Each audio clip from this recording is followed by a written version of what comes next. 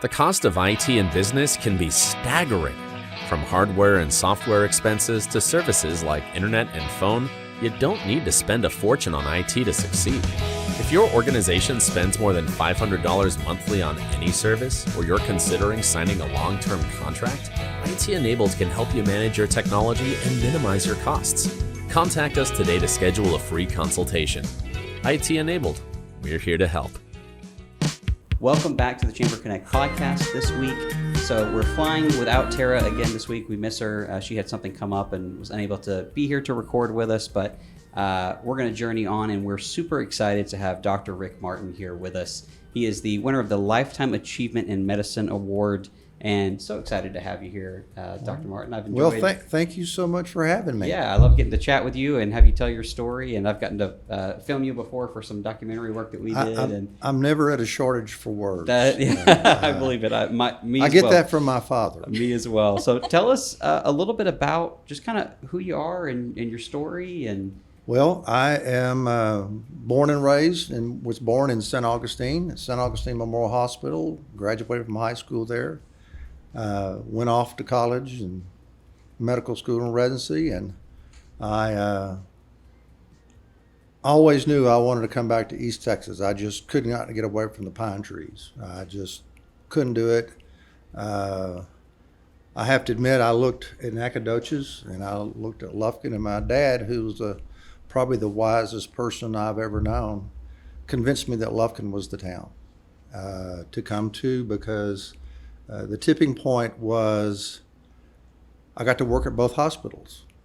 And interviewing in Nacogdoches, you did one hospital or the other. At those days in '84 when I came, you did not work at both hospitals. And that did not appeal to me. And my dad convinced me that Lufkin was the better business town, and it's worked out beautifully. what made you decide to go into medicine? I can tell you, even as a kid, I always knew I wanted to be a doctor. I mean, I just knew I wanted to be a doctor. I didn't know how I was going to do that, but I was raised around a lot of elderly people in my family, watched them through their illnesses, and I always kind of thought I wanted to try to fix that or help that. So my father is a chiropractor, so being in the healthcare arena was just something I always wanted to do. I've never thought about I don't think I'd have been good at anything else. Looking back, I just don't know what I'd have been good at. So here we go. And what type of medicine did you end up practicing? I've done family medicine, and then I also did a combination of advanced wound care, limb salvage, which was fun. It was difficult work, trying to save people's legs and feet and really, really bad wounds. I think almost all doctors, sometimes we ought to see a little bit of that, because when you see people with those kind of injuries and the illnesses they have, it's very humbling. And you really shouldn't complain at the end of the day about maybe you had a bad day or you're a little bit tired. When you see people suffer like that, you need to thank God for your blessings. So I did both of that, and then also I've been medical director for Brookshire Brothers for some time. That's been a very fun experience. It's about wellness. It's for their employees that are insured with them, and it's been really novel in what we've tried to do, which was in East Texas. We really honestly have very unhealthy people. We don't eat right. We like fried food, which I admit is still my favorite food. But we have some really, really unhealthy people, and they were wise enough. Jerry Johnson approached me about saying, we want to start a clinic for our employees so we're self-insured. We'd like to get them healthier. So how do we do that? And I said, well, I don't know, but let's try. And they have been extremely, really receptive to some of my crazy ideas to get people to start getting lab work, to see the doctor, to have nutritional counseling, to intervene early, like for instance on mammograms, because people are not good about that. And it's proven that preventative health care saves money. Just flat dap does. Yes. and it saves lives. So it's been fun. I mean, I've really enjoyed it. That's interesting. I love that, the business aspect of that from Berkshire Brothers and taking care of their employees. It flat dab, it completely pays for itself. It's an interesting model. So, when you talk about healthcare, right? You talk about insurance and the privatization and should it be supplemented or whatever. But a lot of who is supplementing the insurance industry are these employers. They're Yes. paying these very large premiums as a benefit to their employees. Well, they're self-insured. Of course, they're what's called an ESOP, was an employee-owned. Mm-hmm. So it really benefits the employees.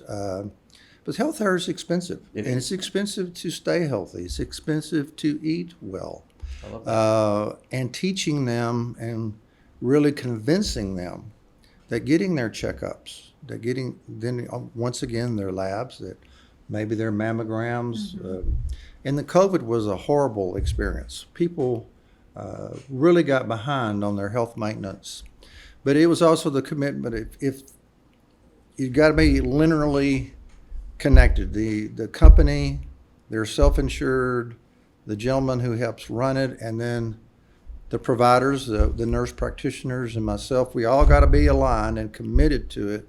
We're going to do this. And if you're just going to do it haphazard, it won't work. Right. I love that. So are you still practicing with this? Is it I like an am not advisory? actively practicing now, and I can tell you I miss it. But it was fixing to turn 70, Okay. and it was. I worked for Brookshire's, and then I killed myself at my farm. I'm coming back like today, kind of beat up a bit, not realizing my age quite exactly. We're with always young at heart, right? my bulldozers and tractors and brush hogging. I just look for work, but that's understand. where my heart is, out there where my family's from. I see my dad everywhere I go out there, and I just love I love the dirt. Yeah, I love that. That's awesome. So you just won the award, Lifetime I did. Achievement, but you also spoke about Dr. Capion I did. within your speech. I don't know if a moment could have been. I did not know he was going to be there and won the award. And first off, if there's anyone in this town who deserves it, is Dr. Capian, Jose, who's one of the genuinely finest people I know. My personal thing is, in 2008, my daughter had a simple kidney stone. She got septic, and she was in the hospital. Daddy goes up, checks on her, and I'm old, but I know something is wrong. And I know we need to get her from the floor to the ICU. She's that ill. And she could not breathe, and I called Dr. Capian. This was at 11 or 12 at night. I said, my baby's dying.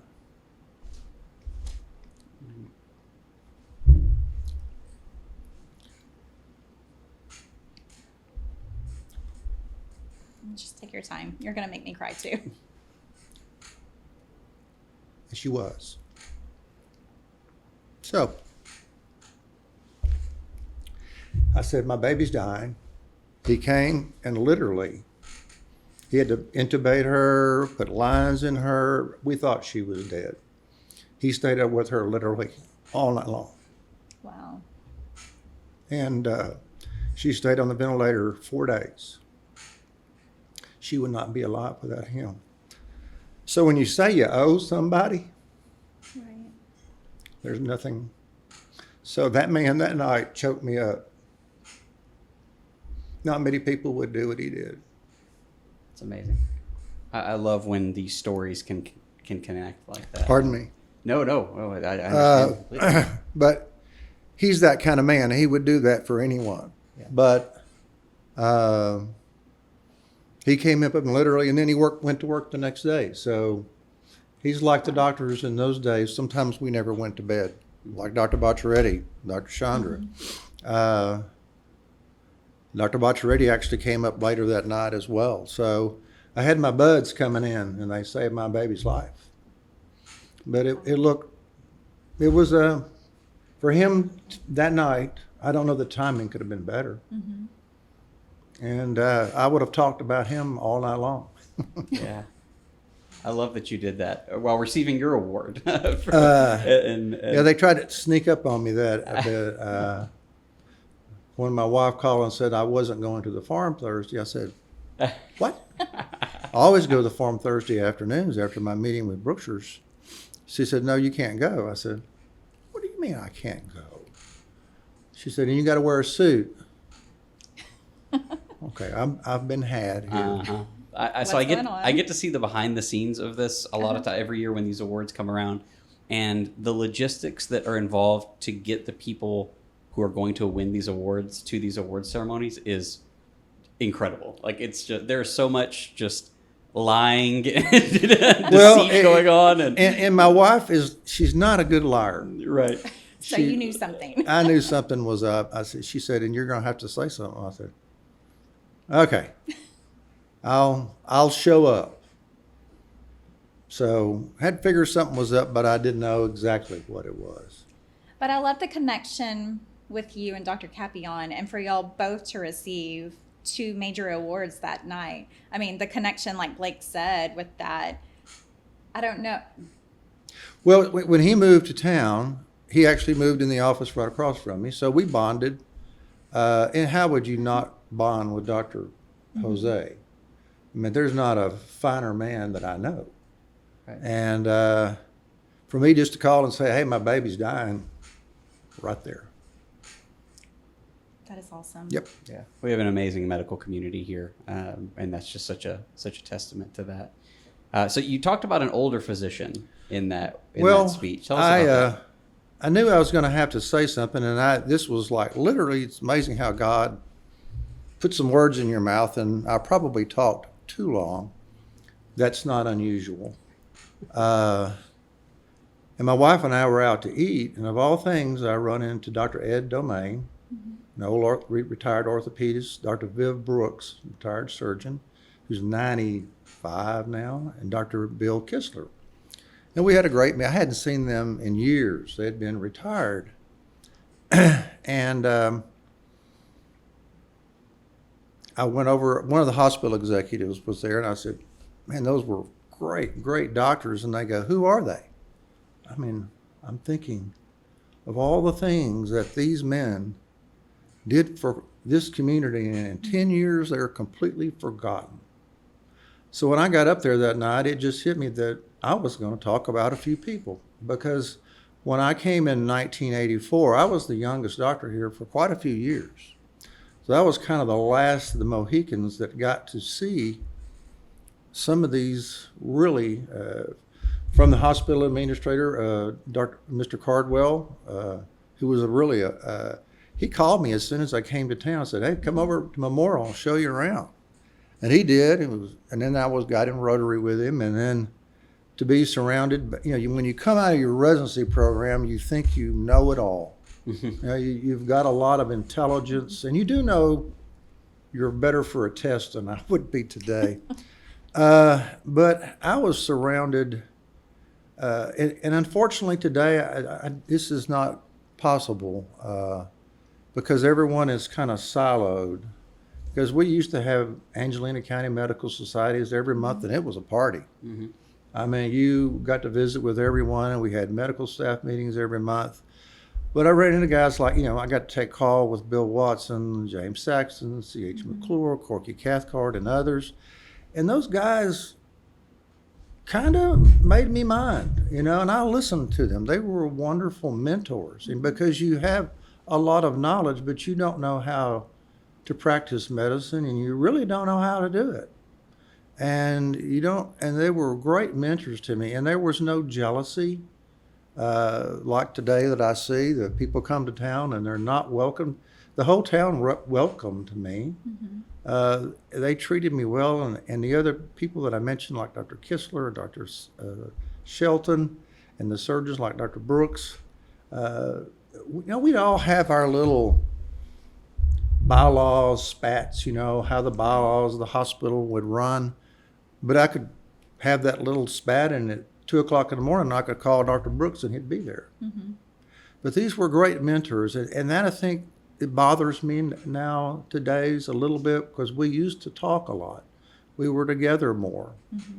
And everyone seems to be kind of stuck in their office. You have hospitalists. When we used to make rounds, we knew our patients better. It's just different. Like I said that night, I'm not saying it was better.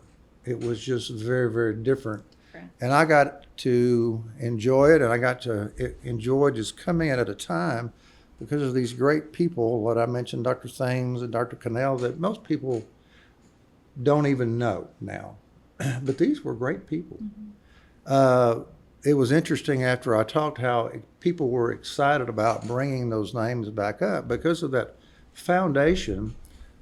When Dr. Bocciaretti, Dr. Chandra came, people said we couldn't do open heart surgery in Lufkin. We were too small. Dr. Bocciaretti had some good family doctors that said, no, we can do it. It's going to be tough, but we can do it. And everything that was done first class by the hospital. It was, they worked very, very hard, and I'm not sure that kind of collaboration could happen today, but it was good for our community and literally has saved lives. Literally has saved people's lives, because when I first came, the most complicated heart procedure we had was an echo of the heart.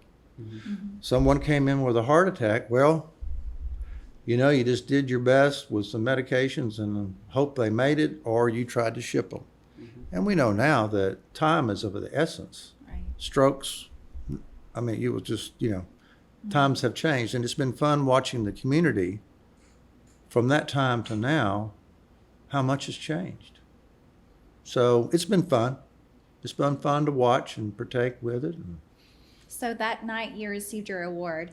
Is there anything that you wish you could have said? Well, now I'm going to act silly again. I wanted to mention my parents just a little bit.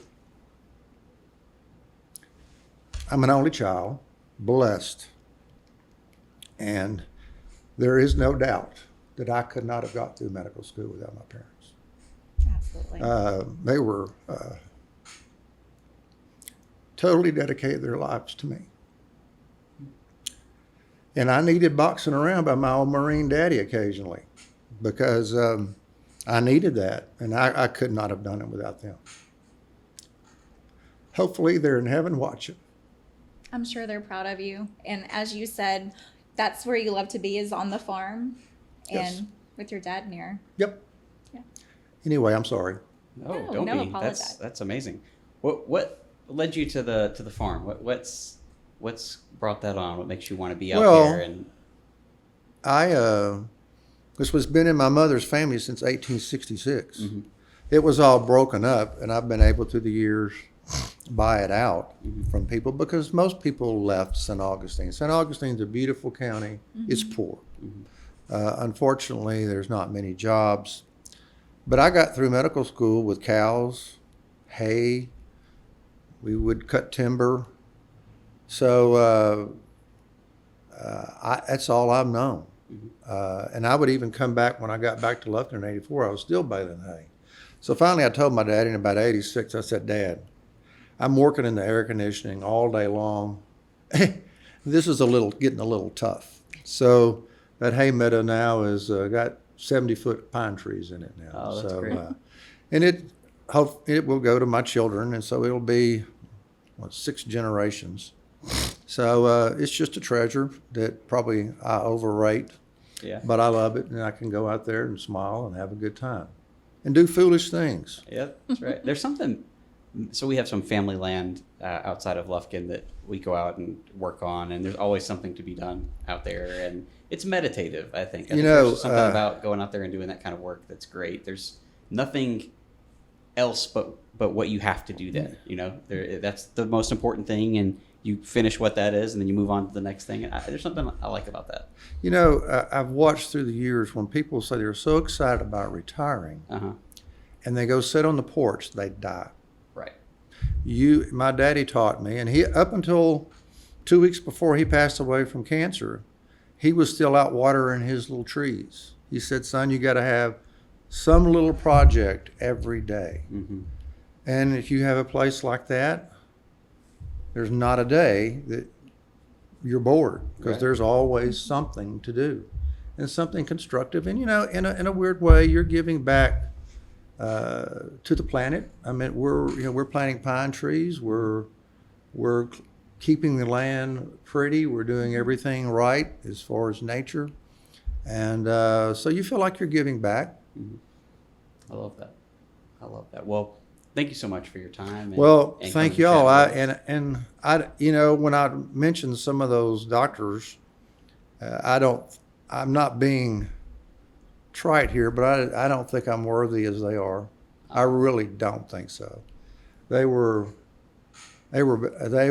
wonderful people, everybody that I mentioned, and I know I forgot names when you get up something like that, and so you're hesitant to do that, but I can't compare myself to those people. Well, we can. That's why we gave you the award. You're being nice. Thank That's you. why I gave you the award. So, congratulations again. And, Well, and I always enjoy. Thank getting you to sit everybody down. and all the people through the years that, gosh, I was surrounded by wonderful people who worked for me, and at the hospitals, they just made my life a blessing, and it was fun. Well, thank you for your time and for sharing. Always so good to sit down and talk with you and hear the stories, and always a great time. Thank you so much again for listening to the podcast. Again, this week, we truly appreciate your support. If you'll do us a favor and share this episode of the podcast with someone who you think will find this story interesting, just kind of helps spread this to a wider audience and lets more people hear the stories that we tell every week. Thank you so much, and we'll see you next week.